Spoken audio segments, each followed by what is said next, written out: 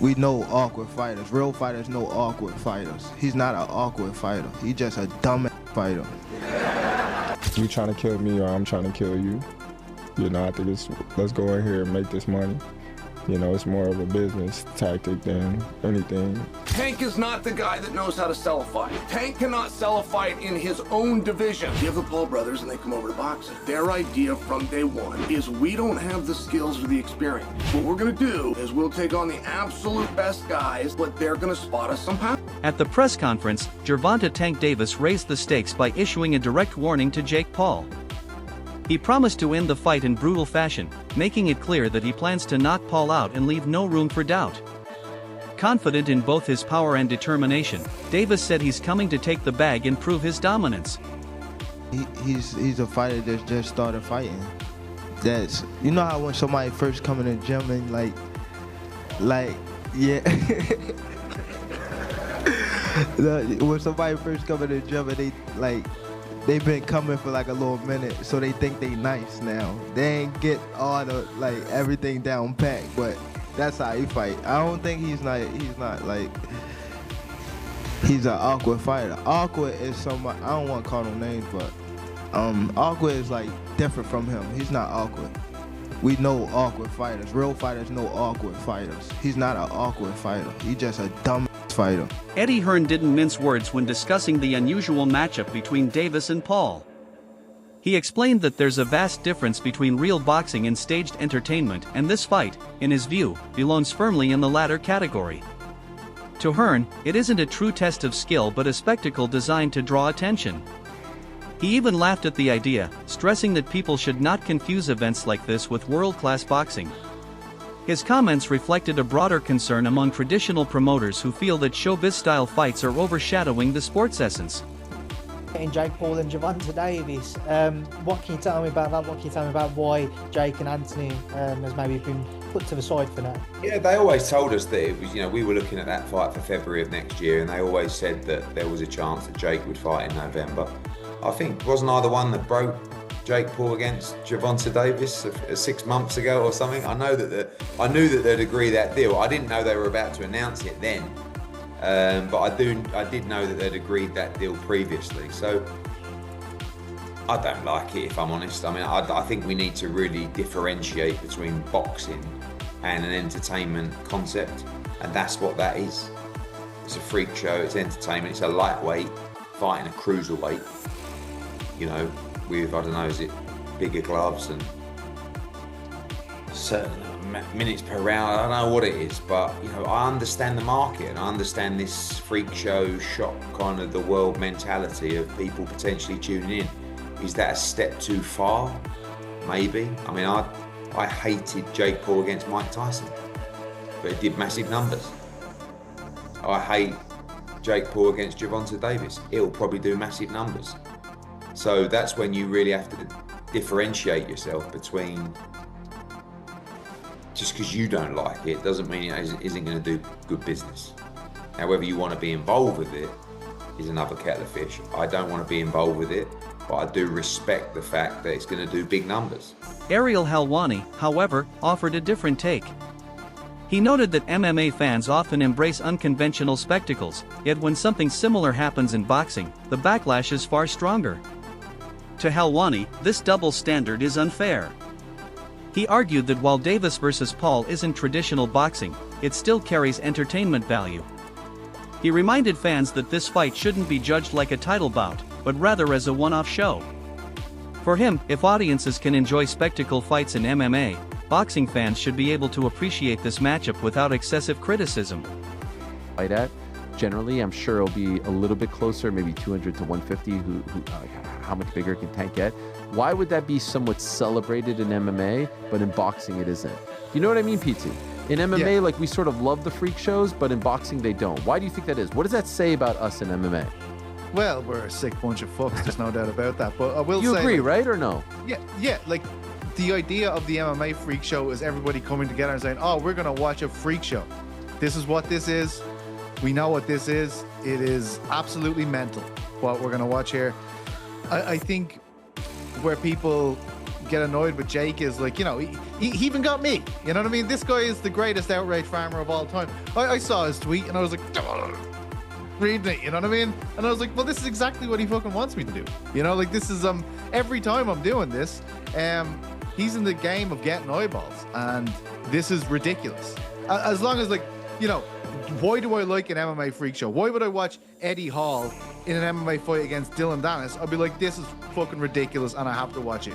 That's the way I feel about Jake Paul and Davis. I will watch it. It's ridiculous. You know what I mean? It's all of us getting together to go to the circus for the evening. I think the reason why there's pushback against it when Jake does it is because Jake, and obviously tactfully, is going like, what are you talking about? This guy's a world champion. I took out Mike Tyson, he's a world champion. And then I'm going to take out Canelo and stuff like this. Like, he's winding us up. He's not agreeing to the stipulation that we're all agreeing on, which is, this is a freak show. This is absolutely mental. As long as we can agree with that, we can all enjoy it collectively. Chael Sonnen took a harsher stance, dismissing Jake Paul's credibility as a boxer altogether. He argued that the Paul brothers rely more on fame and wealth than actual boxing skill to land fights with big names. Sonnen pointed out the repeated pattern of Jake targeting legends or seasoned fighters despite lacking their technical expertise. According to him, these fights are not about competition or fairness, but about using influence and money to draw headlines. His blunt criticism echoed the views of many who see the matchup as a money grab rather than a true contest of boxing ability. Tank is not the guy that knows how to sell a fight. Tank cannot sell a fight in his own division. You have the Paul brothers and they come over to boxing. Their idea from day one is, we don't have the skills or the experience. What we're gonna do is we'll take on the absolute best guys, but they're gonna spot us some pounds. Tank has one job to do, that it doesn't make any difference, that boxing is a real sport. My skills versus your skills, of which I am an abundance of and of which you have none of. Tank is telling anybody that will listen that there's a size problem. My skills and my experience in boxing, I do not have to wonder who's in the bar tonight. Any bar I go to, I rule the bar. No, it turns out that you don't. Just need some big guy to corner you, apparently. Boxing has never stood its ground. Boxing has never been able to explain why Floyd needed a half hour to get rid of a guy who's never boxed before. Tank Davis has already began this. When you choose a dum-dum, don't be surprised when he goes out and acts like a dum-dum. One of the biggest talking points around this fight is the drastic size difference. Davis is a natural lightweight, while Paul fights closer to cruiserweight, a massive weight gap. Many analysts believe this imbalance raises questions about the fight's legitimacy. Some argue that no matter the outcome, Paul benefits more. If he wins, he gains credibility by beating an elite boxer. If Davis wins, critics will dismiss it as meaningless because of the size mismatch. These suspicions have fueled speculation that the fight may even be staged to advance Paul's career. He should beat Jake Paul, shouldn't he? No, he shouldn't. You don't think? Sorry. So, I thought we were all unanimous here. You think Jake Paul beats Gervonta Davis? 70 pounds is 70 pounds. Gervonta Davis is very small. 5'5". He's tiny, bro. That's what I'm saying. Jake Paul, he's a little man. If Jake Paul's tucking up, move on, and absorbing punishment for walking forward, then look, there's a way. Ryan Garcia compared the event to past controversial exhibitions in boxing history, such as Mike Tyson's novelty fights that fans never really asked for. Garcia admitted that the public isn't demanding Davis versus Paul either, but pointed out that hype and money often push these spectacles forward. He stressed that the size gap makes the matchup unfair from the start, yet acknowledged that fans will ultimately have no choice but to accept it because of the buzz surrounding it. Bro, that's a fucking disgrace of a fight. Yeah. You know it. Just like Mike Tyson, low-key was a disgrace, but we accepted it. But he was 60 years old. I mean, the casuals don't see the weight difference. They see Jake Paul and Gervonta Davis. And if Gervonta Davis doesn't fuck up Jake Paul, they're gonna think Jake Paul is some pound-for-pound champion type of fighter. Gervonta Davis, he's actually really small. Like when I fought him, he's small. So I just think it's a very unfair fight. Jake Paul escalated the rivalry with one of his trademark stunts, releasing a video where he destroyed a cake shaped like Gervonta Davis. The move was meant to mock and provoke Davis while generating buzz online, and it worked. Paul, known for blending spectacle with self-promotion, once again proved he thrives as much on mind games as on the fight itself. The tank cake stunt fueled headlines, reminding fans that Paul's greatest weapon might be his ability to keep himself in the spotlight.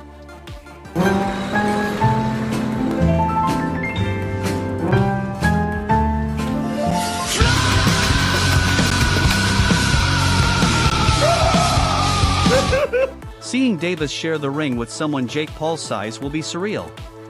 The difference in height and weight borders on comical, but Davis carries clear advantages in speed, skill, and defensive mastery.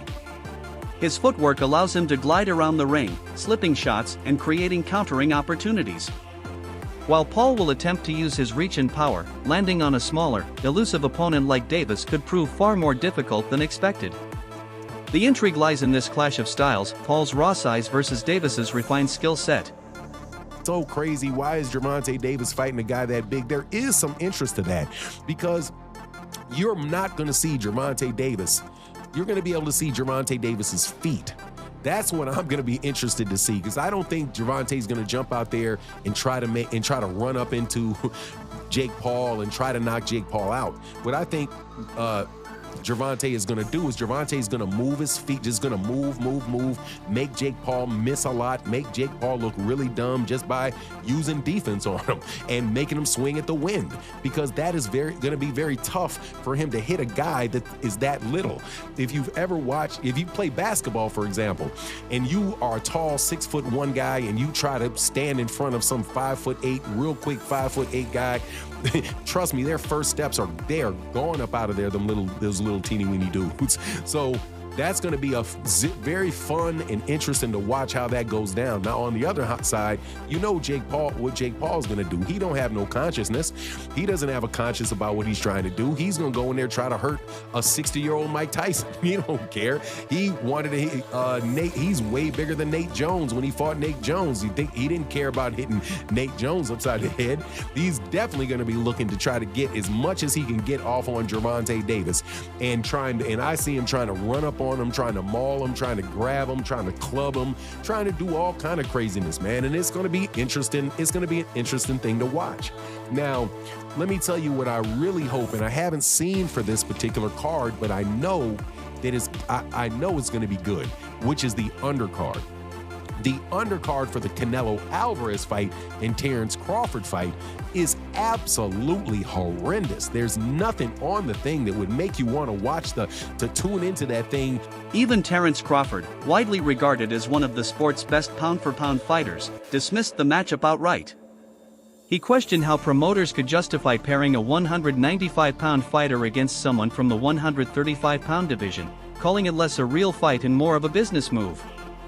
His reaction captured the skepticism shared by many in boxing, who view the event as spectacle over sport. Crawford's words underscored the widening gap between true competition and money-driven exhibitions. Ferocious. This is speed and power and explosiveness combined. Like, they couldn't keep up with it. Wanted to get your take on the Jake Paul versus Tank Davis. They just announced the fight. What's your instant reaction to that? I don't have no reaction. I don't know what's going to happen with a 135-pounder going up against a 200-pounder.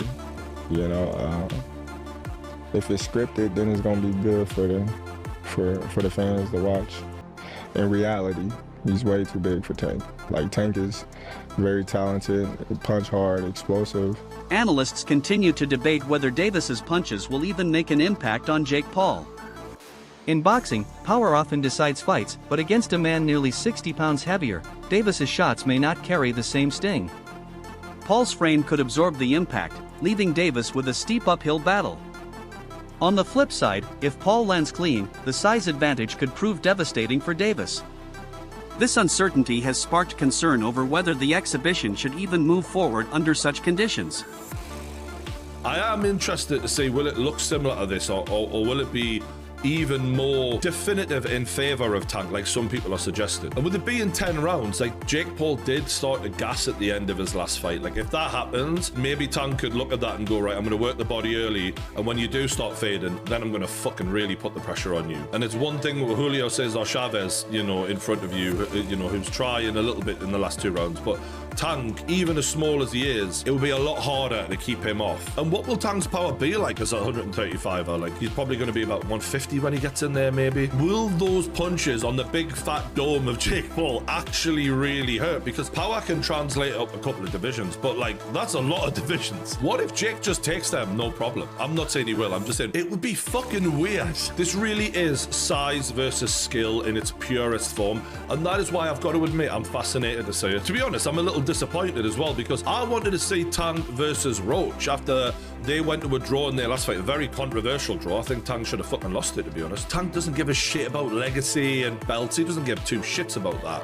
He just wants money. And unfortunately, it's going to really hinder his legacy. His legacy will just be, yeah, he had a good run. But he's never going to be up there with the greats, despite his talent. That being said, if he chins Jake Paul, it won't really matter, because everyone will fucking love him, won't they? And ironically, I said Tank should be fighting Roach, but Jake Paul clearly now should be fighting Darren Till. This was Darren's fight the other night against Luke Rockhold, former UFC middleweight champion. Dropped him. Hard to watch. There was just a massive gap in ability there. Like, Rockhold being like a very well-rounded fighter in MMA, but Till just such a specialist in stand-up, and it showed. And this knockout was fucking brutal. Oh god, it was a terrible one. I mean, his leg was bent back and everything.